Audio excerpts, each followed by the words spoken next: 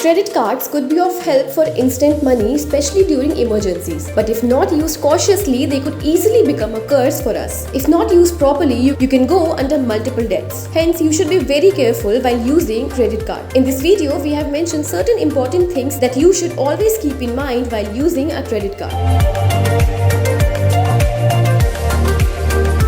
Limited usage. Try not to use more than 50% of the card limit. Higher usage or irregular repayments may impact your credit score negatively. Cash withdrawals. Avoid cash withdrawals. Cash withdrawals on your card do not come with an interest-free period.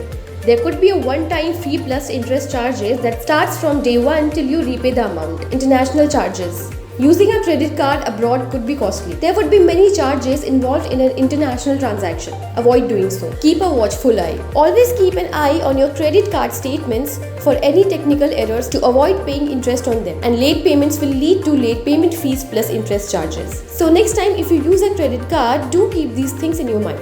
We hope you like this video. For more such content, do like and subscribe to India.com.